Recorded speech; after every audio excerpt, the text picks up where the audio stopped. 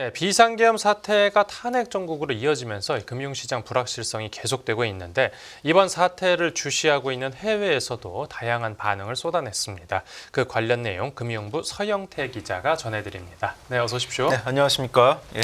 네, 이제 국내 정치 불확실성이 이제 경제에 미칠 영향에 대해서 우선 이 해외 투자은행들이 우려를 표했다고요. 네, 맞습니다. 뭐 아무래도 얼마나 생소하겠습니까? 갑자기 한국에서 탄핵 그리고 뭐 여러 가지 뭐 계엄 사태라든가 이런 일들에 대해서 생소하다 보니까 보고서 수요도 많고 보고서도 쏟아지고 있습니다. 네네. 뭐 그 중에서 좀 흥미로운 거 좀 제가 발견해가지고 소개를 시켜드리는 건데 네. 우리 그 H4L이라는 그런 용어가 한동안 유행했지 않습니까? 네. 그 연방준비제도가 금리를 높은 수준에서 안 내리고 있다 보니까 한동안 요새는 지금 달라졌지만은 네. 그래서 higher for longer 더 높은 수준에서 더 길게 간다. 뭐 이거를 요약해가지고 H4L 이런 단어가 유행했는데 네네. 이게 다시 보고서에 등장을 했습니다. 한국 이제는 연준의 통화 정책을 가리키는 게 아니라 네. 한국의 어떤 정치적 불확실성을 가리키면서 higher for longer 정치적 불확실성이 높아지는 수준에서 오래 간다고 시티 그러니까 미국의 시티가 이렇게 진단을 했습니다. 네네. 이 대통령 탄핵에 실패한 국회 그 다음은 뭐 이런 보고서 제목인데 네. 이 차기 대통령 선거 시기에 관해 가지고 이 정당별로 그러니까 국민의힘 그리고 더불어민주당 정당별로 입장 차가 있다 보니까 아무래도 이 정치적 불확실성, 이 전국의 어떤 대립 관계, 갈등이 이게 더 오래 갈 것이다. 뭐 이런 내용이라고 볼 수 있겠습니다. 네. 네. 아마 근데 또 이렇게 또 길고 높아지는 정치적 불확실성이 또 경제에 타격을 주고 심리에 타격을 주지 않습니까? 네. 소비 지출에 좀 영향이 있을 것이다 이렇게 우려를 했고요. 네네. 그러다 보니까 한국은행도 또 움직일 수 있는데요. 지금 달러원 되게 높아지지 않았습니까? 네, 1430원대까지 네, 뛰었죠. 맞습니다. 이렇게 원화 가치가 이렇게 갑자기 폭락을 하는 경우가 잘 없는데 네네. 또 내부의 문제 때문에 이런 거니까요. 근데 이렇게 또 높아진 상황에서는 한국은행이 금리를 내리기가 좀 어렵거든요. 결국에는 금리라는 것은 돈을 빌려주고 받는 대가고 원화의 값이라고 우리가 얘기할 수 있는데 원화 값을 내리는 거니까 이미 원화 값이 지금 달러에 비해서 많이 낮춰진 상황에서 네. 또 내리기 어려운데 그래도 내수가 안 좋으면은 경제 심리가 얼어붙어서 내수가 안 좋게 되면은 또 한국은행도 금리를 내려야 하지 않겠습니까? 네. 그러다 보니까 11월에 한국은행 금리를 내렸습니다. 예상을 했던 분도 있고 예상을 안 했던 분도 있는데 결국 11월에 내렸고 이제 1월에 금융통화위원회가 있는데 또다시 0.25% 백투백으로 내릴 수가 있다. 이렇게 이야기를 했습니다. 네네. 앞으로 결국에 4가지 시나리오가 가능하다고 봤는데요. 네. 첫 번째 시나리오는 뭐 더불어민주당이 선호한 시나리오 다들 뭐 아시겠지만은 8명의 야당 의원이 탄핵안에 또 찬성을 해가지고 74일 내로 대통령 탄핵안이 가결되고 그럴 경우는 내년 한 3, 4월쯤에 헌재에서 탄핵 심판 끝내고 뭐 대선을 하는 경우고 이게 뭐 그나마 가장 불확실성이 적은 뭐 그런 경우겠죠. 좀 아무래도 그 시기가 조금 더 이어지지 않겠죠. 네네. 그리고 가장 유력한 것 같습니다. 네. 뭐 제가 뭐 정치 전문가는 아니니까 유력하다 말다 좀 얘기하기 좀 어려운데요. 아무튼 두 번째 시나리오는 또 국민의힘이 좀 선호하는 시나리오인데 뭐 대통령 임기를 1년 정도 단축 그러니까 개헌을 해가지고 5년 단임제를 4년 중임제로 바뀌면서 윤석열 대통령이 내년이 아니라 내후년에 내려오고 네네. 그리고 2026년 6월에 또 대선을 하는 시나리오입니다. 뭐 세 번째 시나리오는 뭐 가능성이 좀 적어 보이는데 대통령이 자발적으로 하야하면은 그러면 이제 60일 이내로 대선을 해야 됩니다. 네네. 그 다음에 또 마지막 시나리오는 뭐 탄핵안 가결도 실패하고 헌재에서도 탄핵안 기각을 해가지고 뭐 2027년 5월에 임기를 꽉 채우고 대선을 한다 이런 거니까 네. 총 4가지 시나리오 중에서 뭐 불확실성이 많은 그런 상황입니다. 네. 또 이 외환 시장 상황 살펴보면 아까 그 달러원 환율이 이제 훌쩍 뛰었다라는 얘기를 했는데 여기서 불을 끌 만한 좀 묘안이 제시됐다고요. 뭐 국민연금을 동원한다는 얘기인데요. 네. 뭐 이런 경우에 뭐 물론 한은이나 이렇게 뭐 기재부나 외환당국이 움직이기도 하지만은 뭐 국민연금이 움직일 수 있는 가능성이 뭐 있긴 합니다. 왜냐면은 이건 골드만삭스에서 분석을 했는데 네. 국민연금이 지금 해외 자산도 갖고 국내 자산도 갖지 않습니까? 근데 해외 자산을 지금 벤치마크 그러니까 기준보다 좀 많이 갖고 있는 상황이란 말이죠. 네. 그러니까 국내 자산을 조금 담아야 되는 상황이니까 국내 자산을 좀 담으면서 그러면은 뭐 해외 자산을 팔고 국내 자산 담을 수도 있는 거고 아무튼 원화 자산을 담게 되면은 원화의 하방 압력이 달러 원 환율의 하방 압력이 가해지니까 네. 그게 한 10조에서 20조 정도 여유가 있다고 합니다. 그렇다 보니까 아무래도 국민연금이 그런 식으로 움직일 수 있고 포트폴리오 리밸런싱으로 아니면 환해지를 더 할 수 있습니다. 환해지를 국민연금이 보통 이제 총 외화 자산을 갖고 있는 것 중에서 5% 정도까지 환해지를 할 수 있는데 지금 2.75거든요. 네.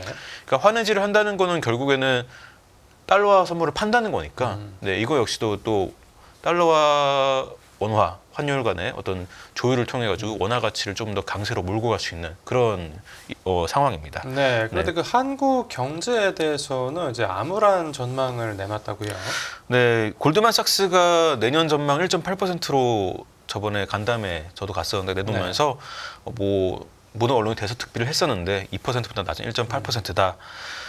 근데 리스크가 좀 더 하방을 쏠렸다. 이 얘기를 보고서에 문구에 추가를 했는데 결국에는 좀 더 내릴 수도 있다는 얘기거든요. 예. 여기서도 그러면 그 탄핵 정국 영향을 받았다라고 본 겁니까? 네, 그렇습니다. 일단은 이 2004년과 2016년을 보면은 그때 탄핵 국면 보면은 우리 경제 괜찮았다라는 얘기들이 많습니다. 보고서를 보면은.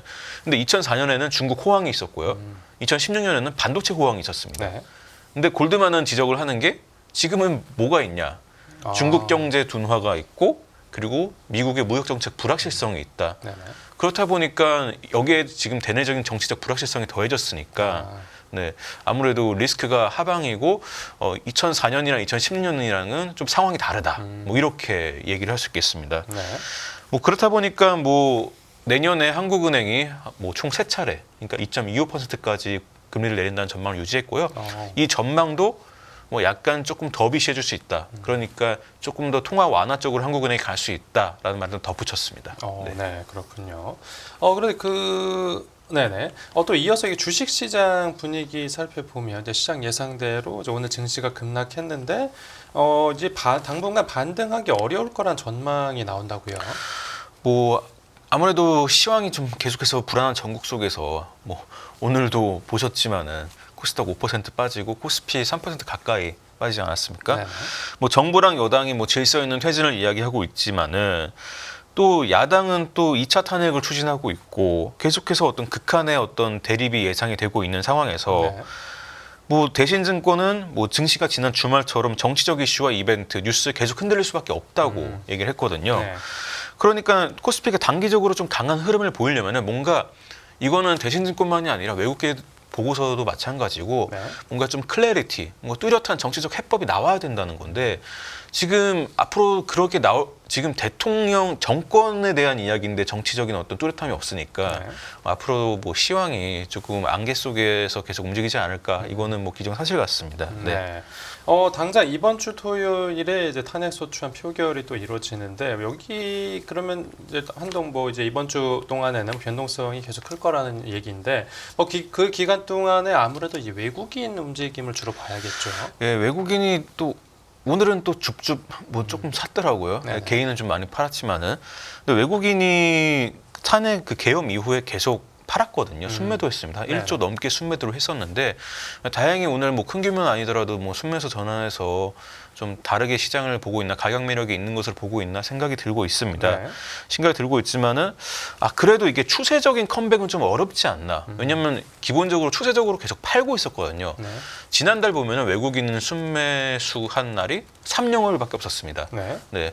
그리고 계엄 사태 전에도 뭐 3일에 순매수했지만 그 전에 계속 순매도 6급 영업일 정도 순매도를 하고 있었고요. 그러다 보니까 추세적인 컴백하기엔 좀 무리가 있고 좀 해외 기관들은 이제 정치적 불확실성이 발목을 더 잡게 됐다고 보고 있는 거죠. 원래 뭐 중국 경제라든가 트럼프 리스크라든가 이런 것들이 있었는데 네. 뭐 최근에 정치적 위기를 고려하면 코리아 디스카운터가 더 오래 갈 가능성이 있다고 삭스조 캐피탈 마켓츠가 또 전망을 했고요. 네. 뭐 계엄 사태 이후에 정부가 그래도 긍정적인 거는 좀 빠르게 또 수습을 하면서 금융시장의 혼란이 그래도 조금 비교적 적지 않았나 싶은데 또 오늘 보니까 또 어떻게 될지 모르겠지만은 앞으로도 이런 혼란이 길어지면은 정책의 어떤 지속성, 뭐 신뢰성, 뭐 이런 것들이 영향을 받을 수 있지 않습니까? 경제 정책에. 그렇다 보니까 뭐 투자은행들은 한국 주식을 기본적으로 내년도에 뭐 비중을 좀 줄이거나 중립으로 가져가거나 뭐 팔아야 된다 이런 얘기를 했는데 더 빨리 팔라 뭐 이런 얘기를 하고 있는 겁니다. 네. 네. 근데 특히 그 금융업 관련 종목들을 처분하는 모습을 보였는데 이게 특별한 이유가 있습니까? 일단은 금융업, 뭐 금융지주사 뭐 이런데 좀 지분이 외국인들이 좀 지분들이 높긴 하고요. 아, 그리고 아무래도 좀 그런 것 같습니다. 이 밸류업 정책에 대해서 좀 기대감 때문에 좀 많이 오른 게 또 금융지주가 있었는데 네. 그런데 지금 이 전국이 지금 혼돈속에 빠졌으니까 그런 주주 환원이 좀 적어지지 않을까 뭐 그런 생각을 하는 것 같기도 하고요. 네. 뭐 좀 경제적인 어떤 불확실성 속에서 뭐 금융업종이 사실 뭐 내수라든가 이런 것들도 좋아야 되는데 네, 그게 좀 어렵지 않을까 이런 우려도 있는 것 같고 네. 뭐 그런 의구심들 뭐 고개를 들고 있는 것 같습니다. 네. 네, 그리고 지금 외환 시장 안정화를 위해서 이 당국도 좀 발빠른 대응에 나섰는데 이 내용도 짧게 전해주시죠. 뭐 지금 뭐 총력 대응을 하고 있는데 네. 뭐 참 답답할 것 같습니다. 당국도. 예. 뭐 지금 외환당국 특토비인 최상목 기획재정부 총리, 뭐 그리고 부총리, 장관과 네. 그리고 이창용 한은 총재, 뭐 계엄 사태에 따른 시장 영향 제한적일 거라면서 뭐 해외 인터뷰도 하고 뭐 아무래도 뭐 계속해서 인터뷰를 하고 있는데 과도한 우려를 막겠다 이런 거겠죠. 네, 과도한 우려를 막겠다는 네. 건데 뭐 그게 뭐 지난주까지만 해도 그래도 좀 효과적으로 통제가 되지 않았나 저는 그렇게 평가를 하거든요. 네. 계엄 사태 이후에 그 금요일까지 어떤 플로우를 보면은 네. 근데 지난 주말에 탄핵안이 표결이 불발되면서 네, 오늘의 변동성을 보니까 이런 총력 대응이 좀 못 미치는 건 아닌가 그런 생각도 좀 들고 있습니다. 네, 알겠습니다. 앞으로 시장 상황 잘 지켜보겠습니다. 네. 네, 오늘 취재 파일은 여기서 마무리하죠. 잘 들었습니다. 네, 감사합니다.